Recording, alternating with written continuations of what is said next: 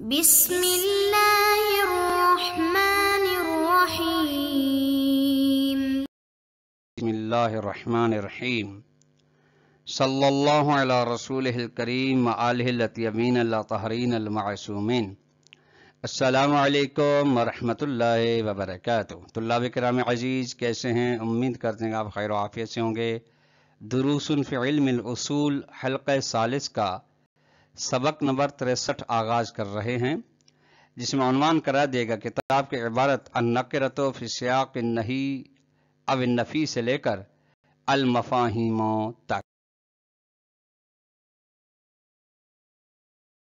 جن نکات کو محور گفتگو قرار دیا گیا ہے وہ یہ ہے: نمبر 1، نہی یا نفی کے ذیل میں جو نکرہ آئے اس نکرہ کی دلالت کے بارے میں ہے کہ اس کی دلالت کس چیز پر ہوتی ہے اور کس طرح سے ہوتی ہے۔ نمبر 2، اسی موضوع نہی یا نفی کے ذیل میں نکرے کا آنا، اسی بارے میں شہید صدر کا تحقیقی نظریہ اور مرحوم آخوند خراسانی کے نظریے کی یہاں پر وضاحت کی جائے گی۔ آئیے عبارت کو ملاحظہ فرمائیں۔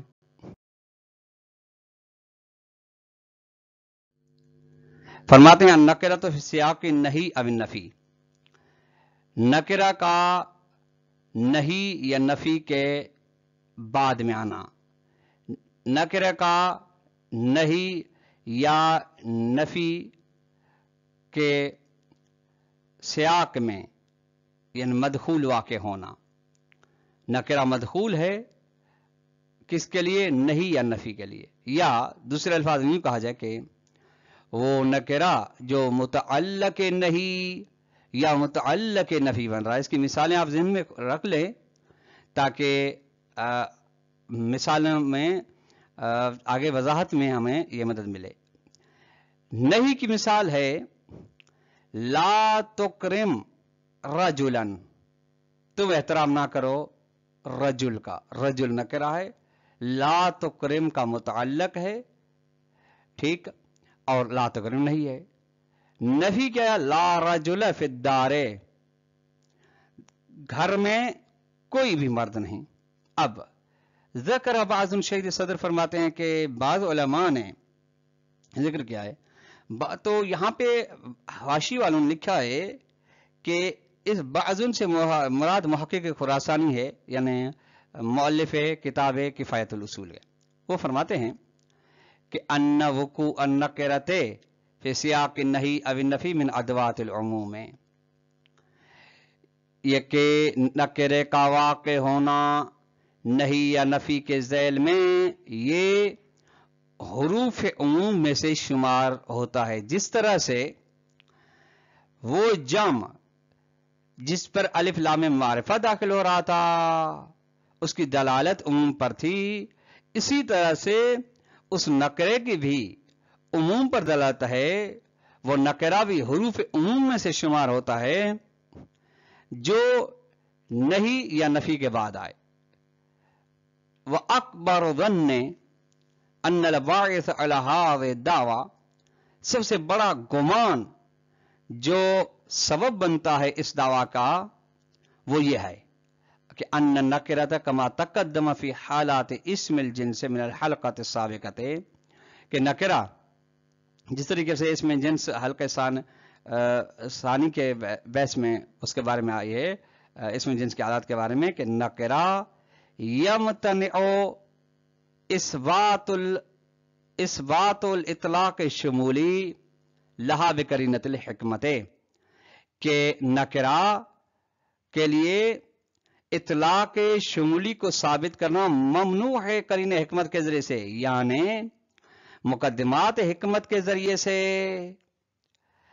اطلاق شمولی کو نکرہ کے ذریعے سے، نکرہ سے استفادہ کرنا منع ہے، نہیں آپ ثابت کر سکتے۔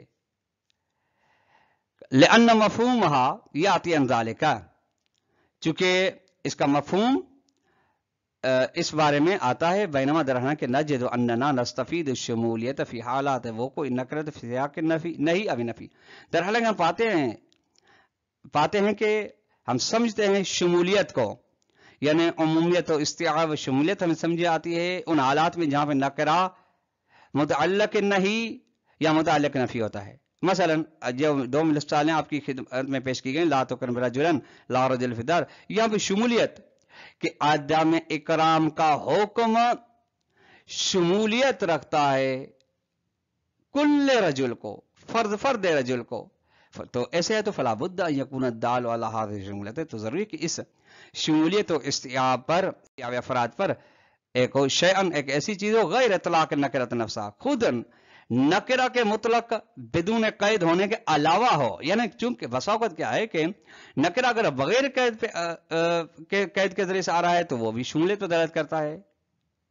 فمن ہونا یہیں سے یدعا دعویٰ کیا گیا کہ ان سیاق ایوکو نکرت متعلق للنہی او النفی من ادوات المعین. اسی وجہ سے دعویٰ کیا گیا کہ نکرے کا متعلق نہیں یا نفی واقع ہونا یہ حروف عموم میں سے شمار ہوتا ہے. یعنی جسے کل و جمی عمومیت پر دلالت کر رہے ہیں، اس لیے بھی کیوں لیکون هو الدال علی هذه شمولیت، تاکہ وہی یہ سیاق ہی ہوئے جو اس شمولیت افراد پر دلالت کرتا ہے.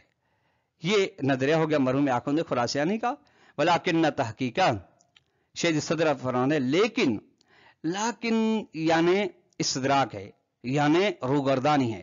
یعنی اس طریقے سے نہیں کہ جو ماں قبل میں بات یہ کی ابھی تک کہی گئی پیش کی گئی وہ بطور کامل بطور تام صحیح ہو، نہیں، اس میں بھی اصلاح کی ضرورت ہے. وہ یہ کہ ان هذه شمولیت، یہ جو شمولیت ہے یعنی نکرہ فی سیاق نفی اور نہیں، سواء کانت علی نحو شمولیت العام، چاہے یہ شمولیت عام کی صورت میں ہو، ٹھیک، مثلا اکرم کل رجل، او علی شمولیت المطلق یا مطلق کی صورت میں ہو، کس طریقے سے اکرم العالم، یہ شمولیت چونکہ اطلاق اور عام میں دونوں شمولیت وہ اپنی جگہ پہ فرق ان کے ہیں. یہ شمولیت بحاجت الافتراض مفہوم الاسمی قابل الاستیعاب والشمول لافراد بصورت عرضیت، یہ شمولیت محتاج ہے کہ ایک مفہوم اسمی کو فرض کیا جائے، وہ مفہوم اسمی جو صلاحیت رکھتا ہو اس کے لیے شمول و استیعاب کے لیے کہ وہ شامل ہو سکے ان افراد کو عرضی صورت میں، طولی میں نہیں. کیوں؟ لکی یدل سیاق حینئذ علی استیعاب لافرادی، تاکہ سیاق اس صورت میں دلالت کرے کہ سیاق شمول رکھتا ہے اپنے تمام افراد کے لیے. ونکرۃ لا تقبل استیعاب العرضی، لیکن نکرہ وہ جو استیعاب عرضی شمول عرضی کو قبول نہیں کرتا، کما تقدم جس طرح کی بات دو درست قبل گزر چکی ہے. جب ایسے ہے تو فرماتے فمن این یأتی المفہوم الصالح لہذا الاستیعاب، تو یہ پھر کہاں سے آئے گا مفہوم جو صلاحیت رکھے گا اس استیعاب و شمول کو جو افراد کے لیے ہو، تاکہ لیکن یدل سیاق علی عمومی شمولیت، تاکہ سیاق خود عمومیت و شمولیت پر دلالت کرتا ہو. کہاں سے آئے گا؟ ومن ہونا جب ایسی بات ہے یہ سوال پیدا ہوتا ہے تو یہاں سے نحتاج اذن نتیجہ ہم محتاج ہیں تفسیر لشمولیت التي نفهمها من النکرۃ الواقعۃ فی سیاق النہی والنفی، تو ضروری ہے محتاج ہیں ہم شمولیت کی تبیین کریں، شمولیت کی تفسیر کریں، وہ شمولیت جس کو ہم سمجھتے ہیں اس نکرے سے کہ نکرہ تمام افراد کو شامل ہے جو متعلق نہیں و نفی واقع ہو رہا ہے. وَيُمْكِنُ أَن يَكُونَ ذَلِكَ بِأَحَدِ الْوَجْهَيْنِ التَّالِيَيْنِ، اور ممکن ہے ذالک شمولیت کو سمجھنا اس نکرے سے جو سیاق نہیں و نفی میں ہے، یہ دو درج ذیل طریقوں میں سے ایک طریقے سے ہو سکتا ہے. الاول، پہلی صورت یہ کہ ان یدعا کون سیاق قرینۃ علی اخراج الکلمۃ ان کونھا نکرۃ. پہلی صورت یہ ہے کہ دعویٰ یوں کیا گیا ہے کہ سیاق خود قرینہ ہے، یعنی اس بات پر کہ کلمہ خارج ہوا ہے نکرہ ہونے سے. یعنی اب یہ سیاق بتا رہا ہے، یعنی سیاق گویا کہ تخصیص لگا رہا ہے اس کو، جس کی بنا پہ نکرہ نہیں رہتا. فیکون نتیجہ میں دور السیاق اس بات ما یصلح الاطلاق شمولی، مرحلہ سیاق ثابت کرتا ہے اس چیز کو جو اطلاق شمولی کے لیے صلاحیت رکھتی ہو، یعنی ایسا مفہوم ایجاد ہو جاتا ہے. واما شمولیت، پھر شمولیت کو کہاں سے آپ استفادہ کریں گے، شمولیت کہاں سے سمجھیں گے، فتثبت باجراء قرینۃ الحکمت فی تلک الکلمۃ، اس کو ثابت کیا جائے گا اس کے ذریعے سے کہ ہم مقدمات حکمت کو جاری کریں گے اس کلمے کے بارے میں. بدون حاجت الی افتراض دلالت سیاق نفسہ علی شمولیت العلم، بغیر اس کے کہ ہم یہاں پہ شمولیت سیاق سے مدد لیں، بغیر اس کے کہ ہم محتاج ہوں دلالت سیاق کو فرض کرنے کی جانب، وہ دلالت سیاق جو دلالت کر رہی ہے شمولیت اور عمومیت پر. الثانی ما ذکرہ صاحب الکفایۃ رحمہ اللہ، دوسرا مرحلہ بات کا وہ ہے یعنی شمولیت کی تفسیر کے بارے میں، وہ شمولیت جو نکرے سے ہمیں سمجھ میں آتی ہے. دوسری تفسیر یہ ہے کہ صاحب کفایہ میں ان شمولیت لیست مدلولا لفظیا، واضح طور پہ آخوند خراسانی فرماتے ہیں کہ یہ جو شمولیت آپ سمجھ رہے ہیں نا، نکرے متعلق نکرے نکرے کا متعلق نہیں و نفی واقع ہونے سے یہ شمولیت مدلول لفظی نہیں، یعنی اس کے اندر کوئی ایسا مخصوص لفظ نہیں. فرض کریں کل یا فرض کریں الف لام استغراق یا وغیرہ، جو جس لفظ کی وضع اس طریقے سے ہو کہ شمولیت پر دلالت کرتا ہو، ایسا کوئی لفظ نہیں جس کی بنا شمولیت مدلول لفظی نہیں. وانما ہی، بلکہ کیا ہے اگر شمولیت مدلول لفظی نہیں تو وانما ہی بدلالت عقلیت، شمولیت دلالت عقلی کے ذریعے سے ہے، یعنی مدلول لبی ہے، اس پر جو دال ہے وہ دلیل عقلی ہے. اب کیسے؟ لأن النہی یستدعی، اب یہ دلالت عقلی کے ذریعے سے کس طرح سے؟ لأن النہی یستدعی اعدام متعلقی، چونکہ نہیں جب کسی چیز کے ساتھ تعلق پیدا کرتی ہے تو وہ تقاضا کرتی ہے کہ اس کا متعلق بالکل ختم ہو جائے، یعنی متعلق کا نہیں تقاضا کرتی ہے معدوم ہونے کا، ختم ہونے کا، نابود ہونے کا، کچھ بھی چیز نہ ہو، صفحہ ہستی سے مٹ جائے.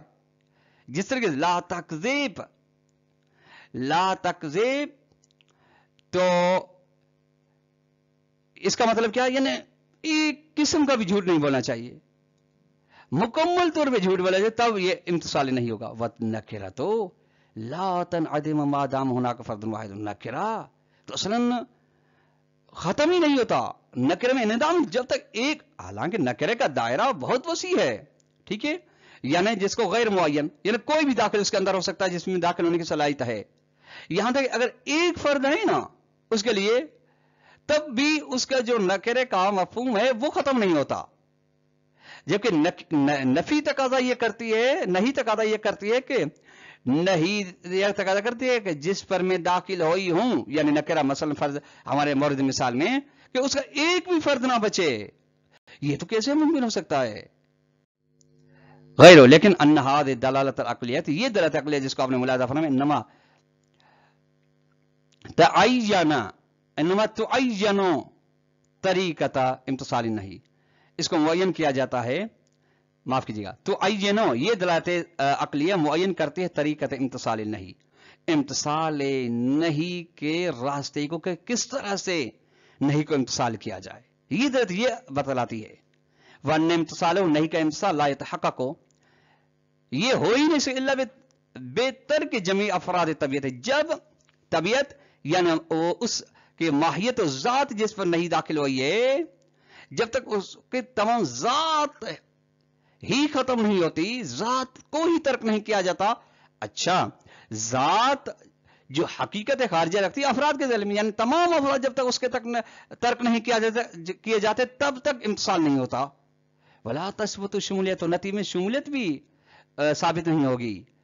مطلب بمعنی تعدد الحکم و تحریم بعدد تلک افراد، یعنی حکم کا متعدد ہونا، حکم کون سا؟ یعنی حرمت، نہیں کا زور حرمت کے اندر ہے، افراد کے متعدد، افراد کے تعداد اور عدد کے لحاظ سے، یعنی افراد متعلق نہیں اگر زیادہ ہیں تو حکم بھی زیادہ ہے، یہ چندین مرتبہ بیان ہو چکا ہے.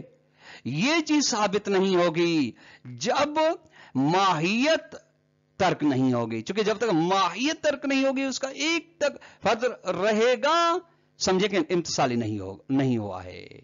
کما ہوا واضح، جس طرح کی بات یہ واضح ہے. طلاب کرام عزیز، آج کا درس اپنے اختتام کو پہنچا. والسلام علیکم ورحمۃ اللہ وبرکاتہ.